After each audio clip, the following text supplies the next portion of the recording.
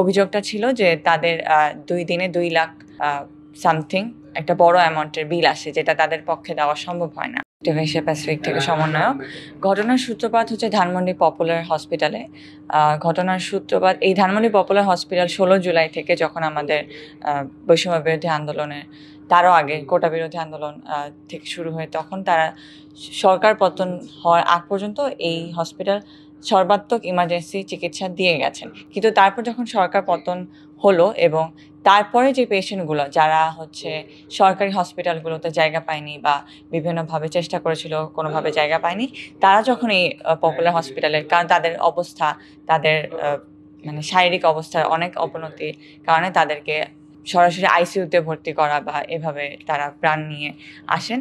আমাদের কাছে কমপ্লেন আসে এই পপুলার হসপিটাল থেকে যে প্রথমত একজন স্টুডেন্ট দিয়ে বলবো আমি, যে অন্তর নামে একজন স্টুডেন্ট, তাকে দিয়ে শুরু হয়। তার কোনো আত্মীয় স্বজন নেই, সে একাই একজন স্টুডেন্ট ছিল। অভিযোগটা ছিল যে তাদের 2 দিনে 2 লাখ সামথিং একটা বড় অ্যামাউন্টের বিল আসে, যেটা তাদের পক্ষে দেওয়া সম্ভব হয় না। তখন আমি সরেজমিনে এসে তদন্ত করে দেখেছি আসলেই তাদের 2 লাখ, আমার কাছে চাইলে আপনারা পরে নিয়ে নেবেন, বিল আছে। কনসালটেশন ফি থেকে শুরু করে বেড, গ্লাভস, প্রত্যেকটা জিনিসই অতিরিক্ত ব্যয় নেওয়া হয় এবং 2 দিনে কোনোভাবেই 2 লাখ সামথিং বিল আসা আসলে কাম্য নয়। কর্তৃপক্ষের সাথে কথা বলার চেষ্টা করি, কর্তৃপক্ষের সাথে এই নিয়ে।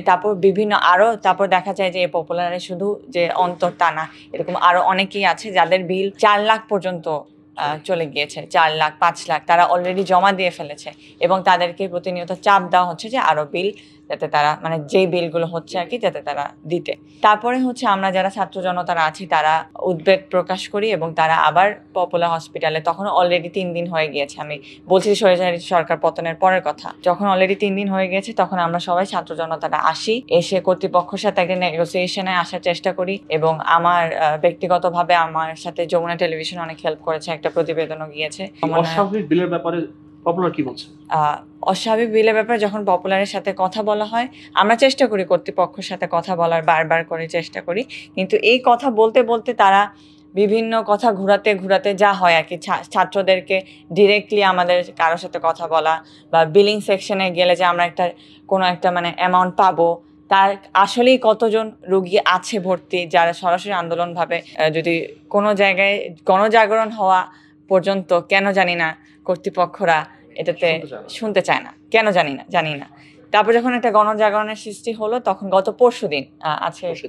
পরশুদিন তখন কিছু চ্যানেল আসে আমাদের সহায়তায় এবং কিছু চ্যানেল 24 সময় মিডিয়া কাভারেজ যখন দিল, পরে পপুলার রাত্রি 12টার সময় আমরা ছাত্র জনতারা সবাই প্রতিনিধিত্ব, আমি যে ছিলাম, তখন আমাদেরকে ডাকা হয় যারা কর্তৃপক্ষ ডেকে, তারপরে আর্মি এবং বিজিবিদের আন্ডারে আমরা একটা গোল টেবিল বৈঠক করি এবং তারা লিখিত জানায় যে মেডিসিন ব্যতীত অন্য যা খরচ আছে, যারা ভর্তি আছে, আপাতত আমার কাছে লিস্ট আছে 13 জনের, সরাসরিভাবে যারা আন্দোলনের সাথে জড়িত, তাদের সকল চিকিৎসা ব্যয় যত আছে মেডিসিন ব্যতীত সবকিছু তারা মওকুফ করে দিবেন। এবং এর মাঝে অলরেডি আমরা 3 জনকে তাদের টাকা ফেরত দেওয়াতে সক্ষম হয়েছি কর্তৃপক্ষের দ্বারা। তো আমাদের দাবি এখন, যেটা আমাদের ছাত্র জনতার পক্ষ থেকে, এতদিনে অলরেডি আমি যেটা বললাম যে 4-5 লাখ টাকা অনেকেই দিয়ে দিয়েছেন।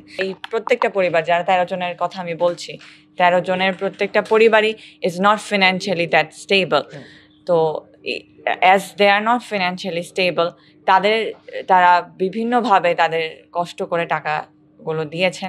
আমরা চাই, এখন আমাদের দাবি হচ্ছে যে তারা যেই লিখিত বিবৃতিটা দিয়েছেন, তারা যাতে এটা মেনটেন করেন ভবিষ্যতে, এবং এই রোগীগুলো তারা সুস্থ হয়ে বের হয়ে যাওয়া আগ পর্যন্ত মেনটেন করে, এবং তাদের সর্বাত্মক সহায়তা করা হোক, তাদের চিকিৎসা যাতে কোনো ত্রুটি না হয়, এবং বারবার যাতে ছাত্র জনতার বারবার যাতে পুশ করতে না হয় যে আপনারা দেখেন আপনাদের বিলিং সেকশন থেকে বারবার যে কমপ্লেনগুলো আসে, এবং যে কমপ্লেনগুলো আমাদের সরাসরি পেশেন্টের অ্যাটেন্ডের কাছ থেকে আসে যে আমাদের কাছ থেকে বিল চাচ্ছে, এইটা আমি কর্তৃপক্ষের কাছে দাবি জানাচ্ছি যাতে এই জিনিসটা আর না হয়।